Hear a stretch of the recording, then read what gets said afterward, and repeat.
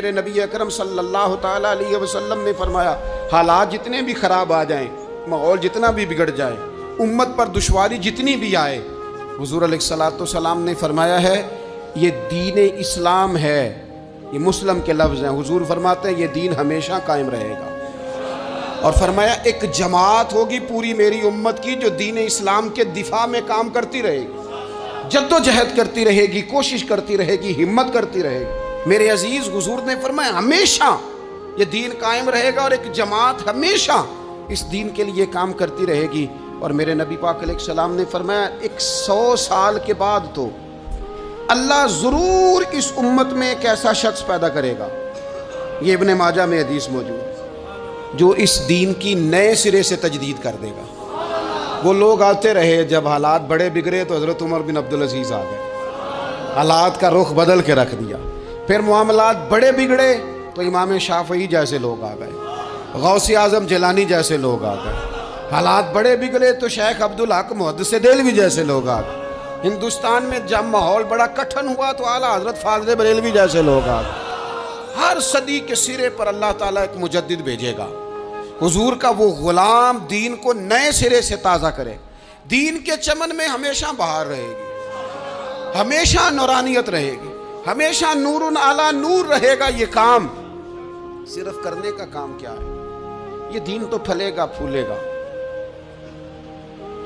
جو آگے بڑھ کے خدمت میں حصہ ڈال لے گا نا، وہ اپنا نفع کرے گا۔ یہ قرآن پاک ہے، یا ایھا الذین آمنوا ان تنصروا اللہ ینصرکم ویثبت اقدامکم۔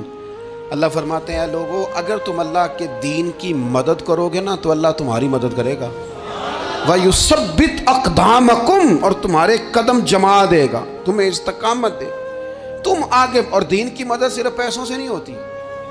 کوئی شخص سمجھے کہ فقط مال سے مدد ہوتی ہے۔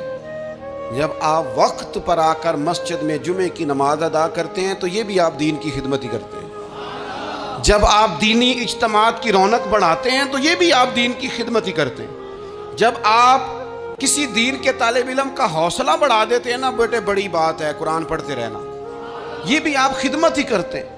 جب آپ دین کے بارے میں کسی جگہ بیٹھ کے اچھی بات کر دیتے ہیں، یار اللہ کا فضل ہے ہمارے دین میں یہ خیر اللہ نے رکھی، یہ بھی آپ دین کی مدد ہی کرتے ہیں۔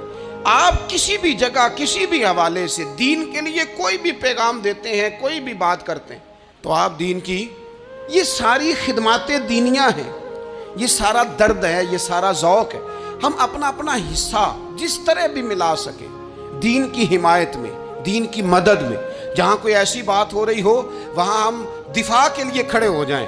ہر شخص اپنے اپنے مقام پر دینی ابلاغ میں، دین کی تبلیغ میں اپنا کردار ادا کرے۔